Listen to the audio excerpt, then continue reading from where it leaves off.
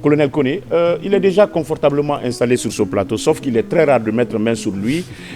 C'est le seul jeune innovateur qui a donc accompagné cette émission dans ses débuts par rapport effectivement aux appels téléphoniques et pourquoi pas via WhatsApp, grâce à une plateforme qu'il a donc mis à la disposition de la RTG, du service des programmes de la RTG, de la production-réalisation. Je vais parler donc de M. Mazou Kouevodji. Et d'ailleurs, c'était dans un contexte sanitaire extrêmement difficile. C'était donc au moment du Covid-19 où il y avait beaucoup de restrictions. Et cela nous permettait vraiment d'avoir des témoignages, de recueillir des témoignages partout à travers le monde et de sensibiliser nos concitoyens partout où ils se trouvaient. Et nous vous remercions pour cela. C'est pourquoi à chaque fois quand c'est nécessaire de vous retrouver sur ce plateau, c'est fait, c'est accepté avec aisance. Une fois encore, merci. Mais sauf qu'aujourd'hui, vous êtes porteur d'un projet. Le projet, c'est le prix Magoué pour l'excellence. Qu'est-ce que c'est et d'où est partie cette initiative et quels sont les grands objectifs? Alors, merci beaucoup. D'abord, à l'entame, je voulais aussi dire merci à la RTG parce que depuis qu'on a commencé Magoué, vraiment, la RTG a toujours été à côté de nous pour pouvoir vraiment nous accompagner parce que ce n'est pas très facile pour un débutant d'avoir accès aux médias. Donc, vraiment, merci pour la collaboration. En fait, comme déjà vous le savez un peu, nous, on a pensé à mettre en place une application éducative pour vraiment aider les enfants dans le cadre de l'apprentissage. Parce que nous restons convaincus que l'avenir d'un pays dépend exclusivement de son système éducatif. Tel vaut l'école, tel vaut la nation. Alors, pour aller un peu plus loin dans notre objectif, on a mis en place une compétition qu'on a appelée ici le prix Magoué pour l'excellence dans l'éducation. Et cette compétition se fixe essentiellement pour objectif d'atteindre 0 échec au primaire d'ici 2040. Wow. Donc, vision Magoué 2040, c'est 0 échec au primaire. Et c'est quoi notre... Est-ce que ça a un rapport parce que le mot 2040 avec Simandou 2040, est-ce que ça s'inscrit dans le programme Simandou? Est-ce que c'est un parallélisme? Est-ce que déjà Magoué aussi s'approprie de cette vision? En fait, je peux dire que c'est un parallélisme au fait. Okay. Parce que Simandou 2040, excusez si je ne maîtrise pas bien le concept, oui. Mais c'est beaucoup plus lié à Simandou que nous connaissons un peu. Donc, qui est lié à la mine, ainsi de suite. Et nous, on se dit... Ça, c'est le projet. Le projet, oui. Oui, mais le programme, oui, quand même, prend en compte tous les secteurs de développement. Voilà. Oui. Donc, nous, on se dit qu'on va se focaliser exclusivement sur l'aspect éducation. Parce que notre rêve le plus ardent, c'est que arriver à un moment qu'on soit en mesure... C'est comme Simandou aussi. Hein. Voilà. Le volet éducation a commencé déjà. Voilà. Oui. Donc, notre vision, c'est vraiment de faire en sorte qu'à terme, que nous soyons à mesure de pouvoir transformer nos ressources minières sur place. Et pour ça, il faut vraiment avoir une ressource humaine bien compétente. Et on se dit qu'on ne peut pas tout mettre sur le dos de l'État. L'État fait sa part, et nous qui sommes individus ou bien qui sommes privés, nous avons aussi notre rôle aussi à jouer pour pouvoir accompagner l'État dans sa mission. Donc voici pourquoi on a fixé objectif Magoué 2040 pour que ça soit un peu en phase avec aussi Simandou 2040, même si c'est deux choses qui sont complètement différentes, puisque d'un côté c'est lié à l'État et que l'autre côté c'est le privé.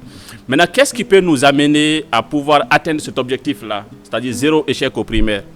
Moi qui vous parle, si quelqu'un vous disait à mon enfant, si quelqu'un disait à mes parents que moi je vais étudier, on l'aurait pris pour un menteur.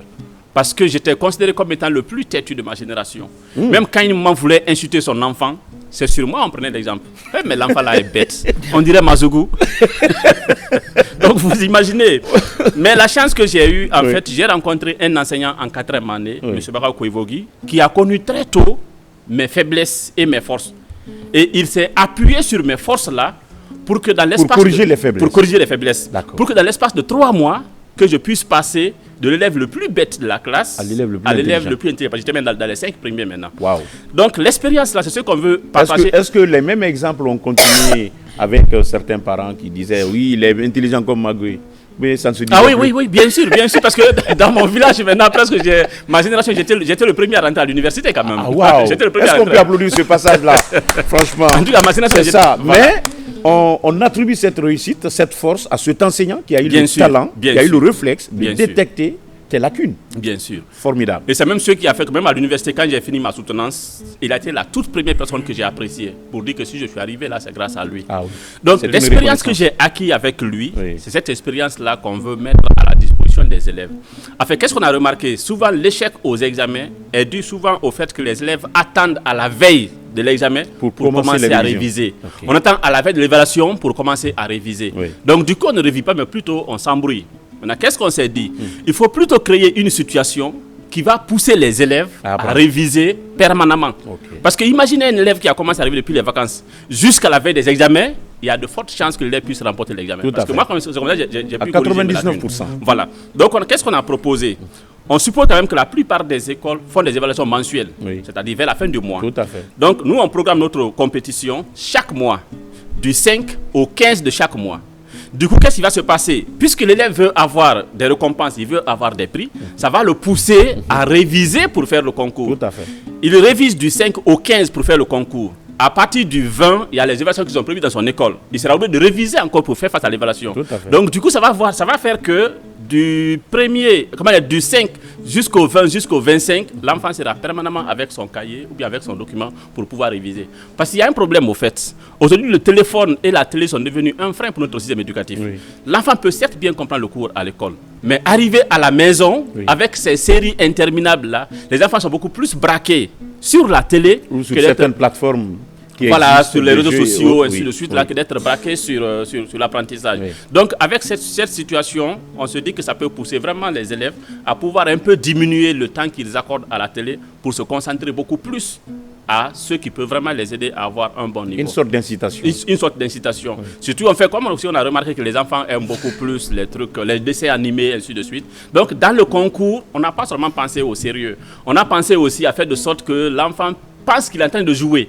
Parce que quand il répond à une question, si c'est une bonne réponse, c'est une jolie photo qui sort pour l'apprécier avec une bonne musique d'appréciation. Okay. Quand c'est une mauvaise réponse, c'est une vilaine photo qui sort pour se moquer. Il y a des jeux qui sont même comme ça, il y a des applications qui voilà, donc on fait vraiment que l'enfant, dans sa tête, il pense qu'il est en train de jouer, alors qu'en réalité, on est en train de l'aider à pouvoir apprendre. Donc transformer le désir de l'enfant en un outil pédagogique qui peut l'aider encore à pouvoir bien comprendre le cours.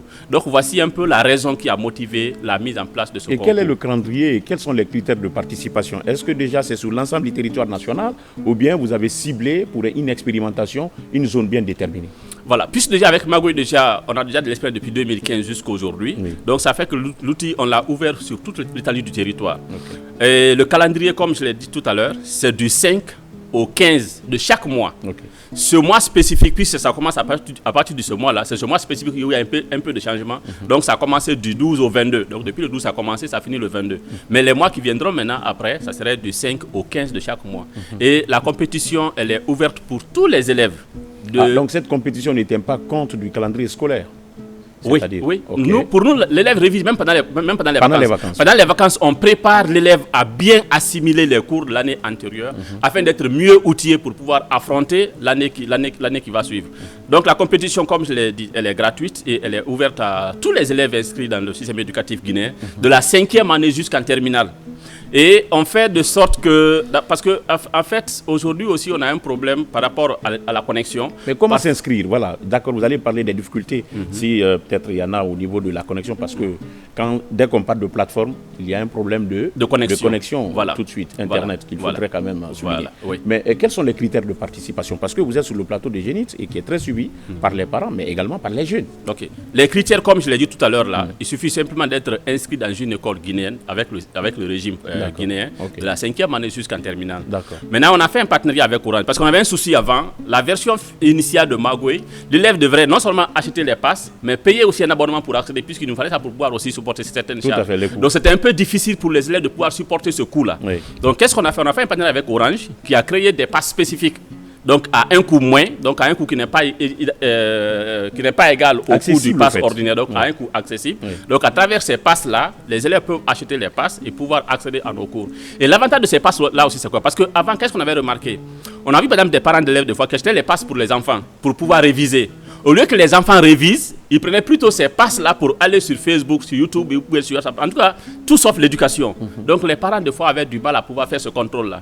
Maintenant, on a fait ce partenariat avec Orange. Donc, avec les passes maintenant qui ont été créées, quand l'enfant achète ces passes-là, il n'a pas accès à aucune autre page si ce n'est pas seulement qu'avec Magoué. Okay. Donc, du coup, le parent est rassuré. Donc, il y a un contrôle en amont. Il y a un contrôle en amont. Okay. Donc, le parent une gestion de la connectivité en amont. Voilà. Donc, le parent est rassuré que le pass qu'il va acheter pour son enfant l'enfant ne pourra pas faire autre chose avec, sinon que aller sur Magui pour réviser. Et là, les passes, il peut acheter soit à travers crédit d'appel ou bien à travers son compte Orange Money pour pouvoir accéder. Et quand il achète les passes, Orange l'envoie un message dans lequel il y a le lien du concours. Il clique sur le lien et puis ça lui donne accès à la page du concours pour pouvoir maintenant s'exercer à partir de là. Donc, mais il y a quelle autre plateforme primaire sur laquelle il faut s'inscrire pour que, n'est-ce pas, ce processus puisse être activé? Ou bien c'est les messages qu'on envoie dans les téléphones? Voilà, en fait, pour rendre beaucoup plus facile, parce qu'on sait que ce sont des enfants qui ne sont pas habitués à aller chercher une plateforme sur l'Internet, dans Play Store, ils ne sont pas habitués. Donc, il suffit juste de composer le code star 222, star 4, star 1, dièse, OK. Il achète les passes. Ça, c'est rapide, hein? Je peux aller doucement. Ah oui. Star 222, Oui. star 1, Oui. star 1, excusez. Star 222, Oui. star 4, Oui. star 1, Oui. star 1, Oui. dièse OK. Ok. Je peux reprendre ainsi, c'est Oui, nécessaire. allez-y. Star 222, Oui. star 4, Oui. star 1, Oui. star 1, Oui. dièse OK. Ok. Comme ça, parce qu'on suppose Maintenant, que les c'est beaucoup instructions, plus facile tout à à fait. pouvoir composer. D'accord. Dès seulement qu'il compose ce code-là, automatiquement, on l'envoie le lien Oui. sur lequel il peut aller pour faire le concours. Pour s'inscrire. Et quand il clique sur le lien-là, il a accès à la page où il va s'inscrire. Parce qu'il faut qu'il précise, il fait quelle classe, il est dans quelle école. Oui. Parce que quand il va préciser sa classe et son école, Oui. c'est en fonction de ça qu'on va lui poser des questions. Des questions. Et les questions lui sont posées en fonction de la progression du cours. Parce que aussi, l'avantage aussi là-bas, c'est quoi? Imaginez par exemple que dans une classe, il y a un enseignant qui est en train de retarder le programme. Oui. Et que les enfants de Soit il est malade. et que les élèves de cette école-là, par exemple, participent au concours. Oui. Vous voyez qu'ils vont avoir accès à des sujets qu'ils n'ont pas encore fait à l'école.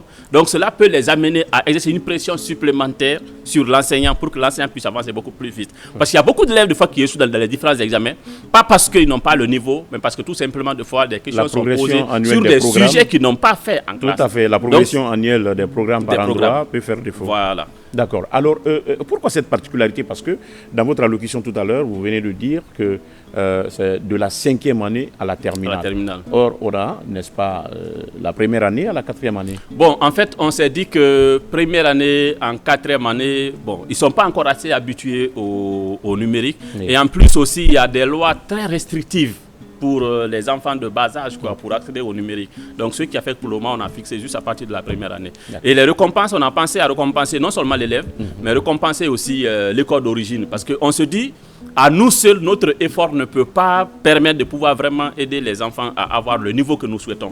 Parce qu'une précision, le concours ne consiste pas à savoir qui est le meilleur, mais le concours consiste à faire de sorte que quelqu'un puisse passer de moins bon à moins bon. Donc, amener un élève à être meilleur par la répétition. Parce qu'on suppose par exemple que si un élève fait le concours le premier mois, le deuxième mois, donc il fait le concours régulièrement chaque mois là, vers la fin, ça va trouver que vraiment l'enfant aura vraiment un Mahmoud, je sais que vous êtes doué dans le sport, mais cette question, elle est scientifique, hein, elle est ouverte. Tu peux poser également des questions parce que vous êtes aussi parent d'élèves.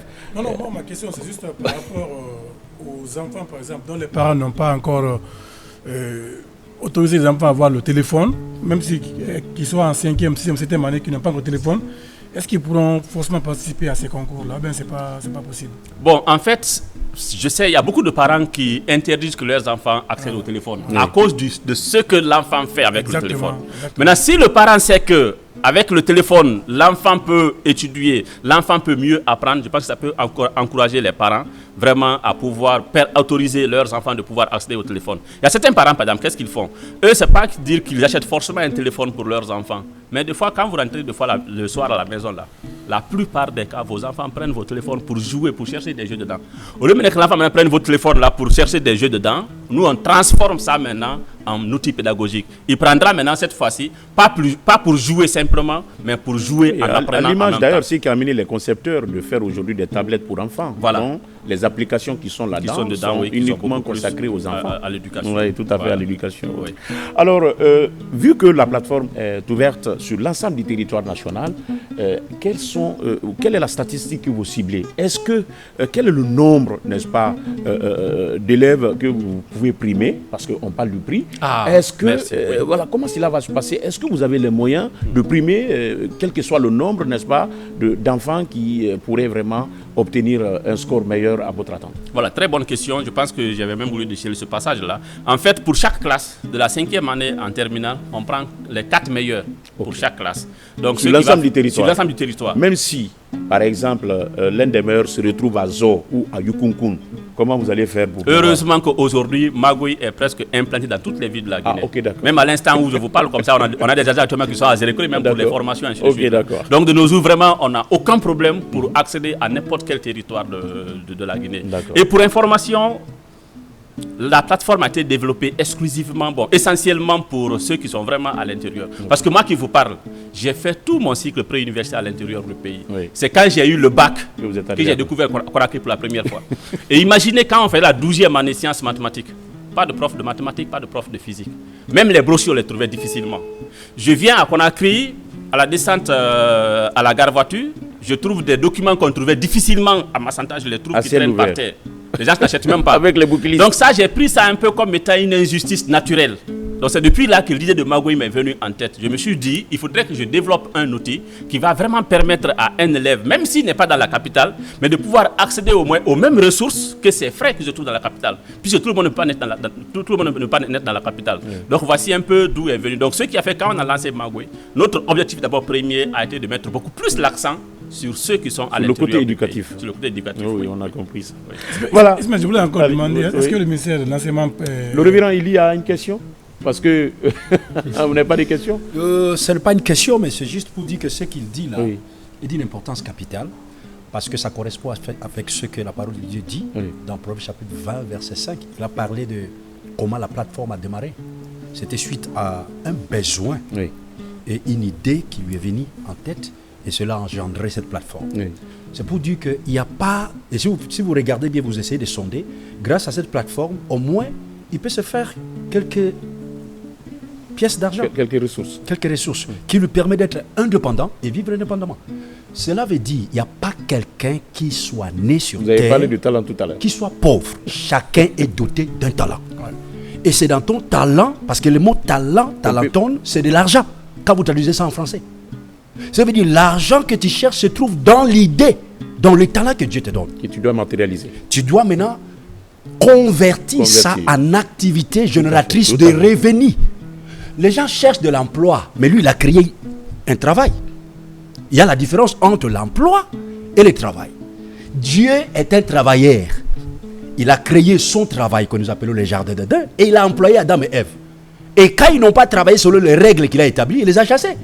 Donc on peut te limoger d'un emploi, mais pas du travail. Parce que le travail, c'est pour l'éternité. Ça, c'est vrai. Le révérend Eli Keza.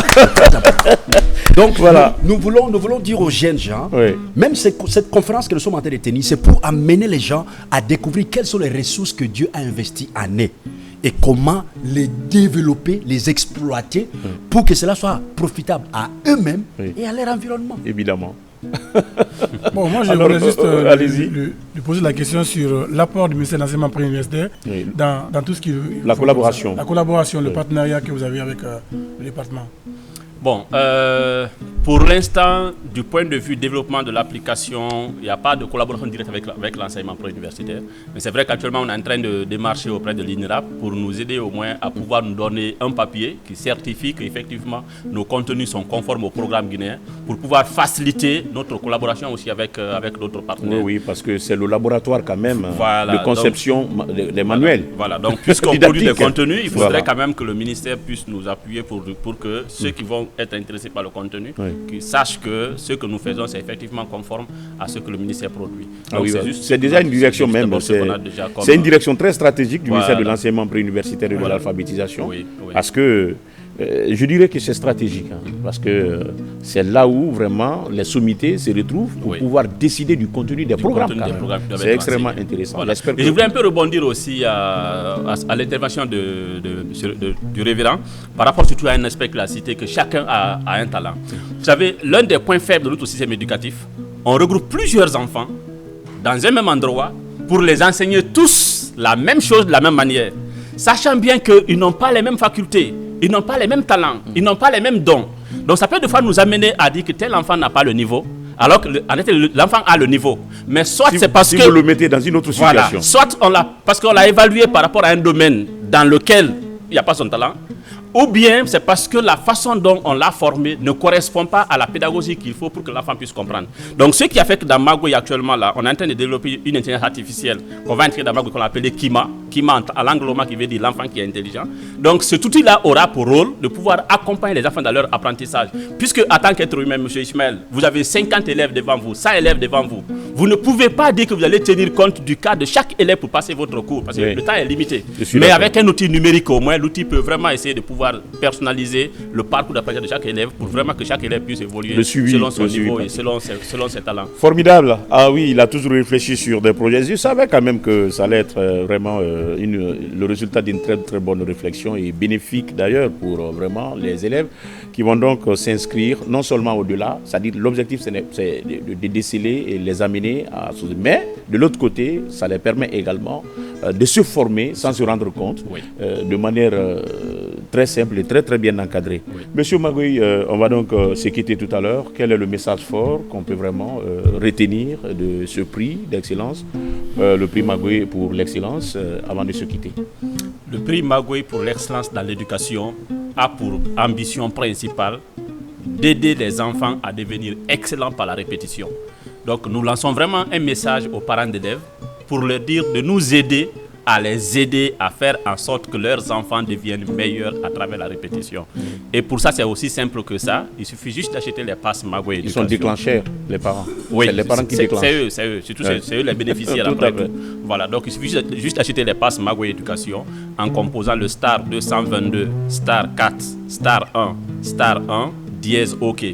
Et là, ils sont vraiment rassurés que cette fois-ci, quand ils vont acheter les passes pour leurs enfants, ils ne pourront pas faire autre chose avec ces passes, sinon que aller étudier. Ils ne pourront pas aller sur Facebook, ni sur WhatsApp, ni sur YouTube, ni sur TikTok, nulle part ailleurs. Le contrôle est déjà fait à l'amont. Voilà, le contrôle est déjà fait à l'amont. Ouais. Et en plus, le parent a sa possibilité, parce qu'on peut activer le contrôle parental, de pouvoir suivre même les révisions que son enfant a eu à effectuer sur notre plateforme. Tout à fait. Voilà. Très bien. Ça serait égoïste si je ne donne pas le numéro de Magui, parce qu'il y en a qui souhaiteraient tout de suite avoir des précisions après cette émission. Quel est le numéro? 624 05 56 40. 624 05 56 40.